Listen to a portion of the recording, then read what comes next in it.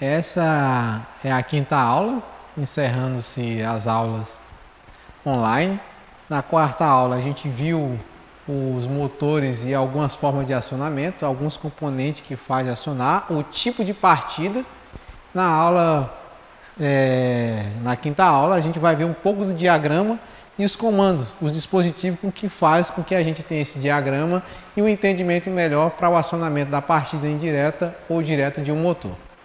Bom, o dispositivo elétrico. Os dispositivos elétricos são componentes de um sistema automatizado que recebe comandos do circuito elétrico, acionando máquinas elétricas.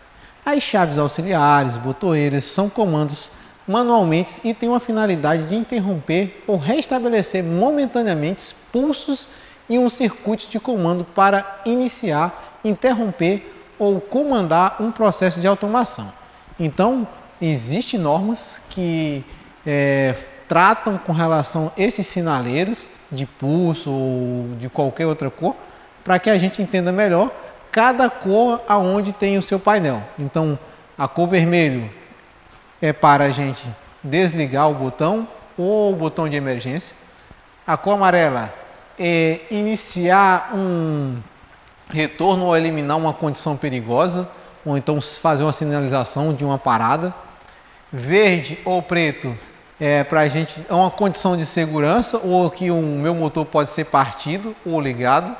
A branca ou azul ou tem qualquer outra função que não seja citada assim, que não faz parte da amarela ou da azul, ou pode ser utilizado com qualquer outra eventualidade. Temos também os dispositivos de comandos, que são elementos de comutação que permitem ou não a passagem de corrente elétrica entre chaves de pulso ou sem retenção. Só permanece acionada mediante a uma aplicação de força externa, cessada a força a um dispositivo posição inicial. Dentro dessas chaves existem dois tipos de contato, sendo normalmente aberto ou normalmente fechado. Contato normalmente aberto é representado pela sigla NA, na sua posição original de aberta, ou seja, permanece aberto ou aplicada a uma força externa. É frequentemente chamado, na maioria das indústrias, no contato de NO, do inglês Normally Open. Então, NO e NA, eles representam o mesmo contato. No Brasil, a norma se trata de NA, de contato normalmente aberto, do inglês NO, de normalmente Open.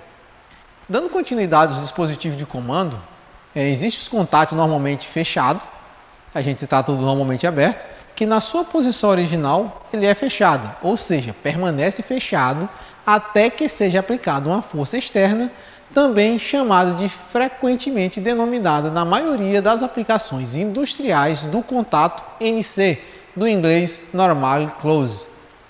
No caso dos contatos NF, a marcação é feita por 2 dígitos. O primeiro representa o número sequencial do contato e o segundo representa o código de sua função, em que é o caso o contato auxiliar. Na minha figura aqui ele mostra o contato normalmente fechado e mostra o contato normalmente aberto. Na chave de pulso, nós temos o contato normalmente aberto e normalmente fechado, desligado ou acionado. Desligado, ele está normalmente aberto. Quando ele está fechado, eu botei o pulso, minha chave voltou e ele mantém o contato fechado. Acionado, da mesma forma, ele é um contato fechado. Quando eu pressiono a chave de acionamento, ele vira um contato normalmente aberto. Chave de contatos de múltiplos ou retenção. Chaves com múltiplos contatos, NA ou NF, ou contato normalmente aberto, contato normalmente fechado, agregados os contatos acionados simultaneamente, juntamente com alguns modelos de botões utilizados e acionados eletricamente. Então aqui a gente tem os botões, a imagem do botão, e esse botão, às vezes representado aqui, conforme a figura, o seu contato, como a gente vai estudar nos diagramas elétricos, com vários contatos de acionamento, deles 2 normalmente abertos, que nem a gente vê na figura, e 2 normalmente fechados. Na outra figura, a gente vê 2 normalmente abertos e 1 normalmente fechado. e alguns comandos de acionamento, como botoeira, acionamento, chave de torque, botão de liga e desliga, botoeira de emergência, que a gente vai dar uma estudada melhor nos seus funcionamentos. Classificação dos dispositivos elétricos utilizados em baixa tensão. Algumas funções de dispositivos de partidas de motores são classificadas dentro das seguintes categorias: seccionamento, proteção de curtos circuitos e contra sobrecarga, comutação e entre outros dispositivos eletrônicos. O seccionamento. O que seria um dispositivo de seccionamento? O seccionamento consiste em isolar eletricamente uma instalação da rede alimentada de acordo com os critérios de segurança, o que seria basicamente eu interromper minha passagem de tensão ou de corrente naquele momento, ou então eu chegar aqui e cortar um fio, dar o nome seccionar o cabo, então seccionar um disjuntor, uma chave seccionadora, ela tem como finalidade isolar minha parte de alimentação dos circuitos, garantindo a segurança. Proteção de curto-circuito e contra sobrecarga. O que seria esse tipo de proteção? Para determinar ou detectar e interromper o mais rápido possível as correntes nominais superiores a 10 vezes a corrente nominal. A corrente nominal é representada por N, corrente nominal. Para detectar o aumento dessa corrente até 10 vezes, o meu IN ele interrompe a partida antes do aquecimento do motor e dos condutores provocado por a deteriorização dos isolantes. Então, eu preciso interromper meu motor e essa interrupção de imediata, a minha corrente ela eleva assim da mesma forma que ela eleva no momento de partida. Nesse momento de que ela vai parar, de frenagem, que eu tenho uma sobrecorrente, esse equipamento de proteção ele aguenta até 10, 15 vezes mais e eu evito um desgaste maior do meu motor. O que seria uma comutação? A comutação ela consiste em estabelecer, interromper e, no caso de variação de velocidade regular, o valor da corrente é absorvido por um motor. Então, a comutação eu sirvo para comutar entre uma carga ou outra e essa corrente que eu tenho circulando, quem absorve é a minha carga, como exemplo, o motor.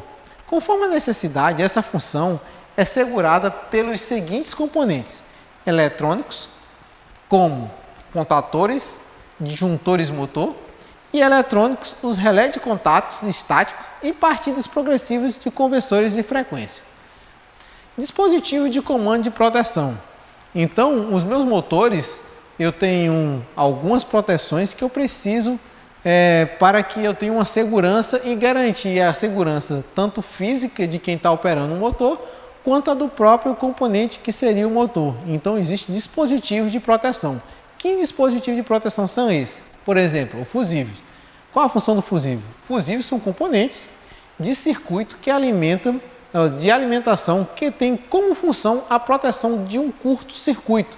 Então, eu tenho uma falha, uma fase entra em contato com a outra, ou então eu tenho uma sobrecarga e a partir daquele momento o fusível ele entra em operação, ele abre. Então, o fusível, se ele está abrindo, é porque eu tenho alguma falha, eu tenho uma sobrecorrente, ou então eu tenho uma fuga para a massa e ele está atuando da minha forma correta. Existem classes para os fusíveis. Existe o LG, que é de cabos e linha de proteção em geral. Existe o fusível tipo M, que é equipamentos eletromecânicos, de tipo R, da classe R, que são os semicondutores, da classe B, instalações em condições pesadas e mínimas. E existe também as classes especificadas por serviço, que são compostas de classes que são funções protegidas e representadas por duas letras. Então, a gente tem os fusíveis com as letras GL, quando estiver na sua posição GL, é a proteção total de cabos e linha. Então, ele consegue fazer a minha proteção total dos meus cabos da linha, quando eu tenho o final GL. Quando eu tenho o final do meu fusível no centro dele, que a gente enxergar a sigla AM, ele faz a proteção parcial de equipamentos e eletrônicos, então ele não consegue proteger o meu equipamento por completo, diferente da GL, e eu vou conseguir proteger apenas parcialmente no meu AM. No meu AR é parcial também em equipamentos eletrônicos, assim como o GR e eu, entre outros, só que aí eu vou trabalhar em proteções total do equipamento. E ali a gente tem alguns tipos de fusíveis, que é o fusível tipo NH, nós temos fusíveis da base, nós temos a base do fusível NH, temos o punho de saca fusível, que é a nossa terceira figura ali, é um punho para sacar o fusível tipo NH, e minha placa divisora, onde eu coloco o meu fusível. Então, esses são alguns componentes de proteção.